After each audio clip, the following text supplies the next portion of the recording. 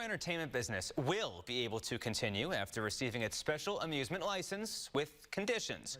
Police responded to a shooting outside of G-Force Entertainment in the Bangor Mall in February and discovered the venue didn't have a special amusement permit. No one was injured. Since then, G-Force has had to cut hours and events, threatening the business's survival. Roughly a dozen supporters, including local artists, came forward, supporting G-Force's role in the local economy and as a performance space. Police then shared their concerns with safety. The council voted unanimously to grant the license with the condition that management meet with police, the code officer, and the city solicitor within 30 to 60 days to ensure that a discussed safety plan has been implemented. That destroyed our business. Regardless if you vote yes or no, there's a very strong possibility we're going to close, because we had to cancel everything for last month or this month. We had to cancel everything moving forward. We lost deposits.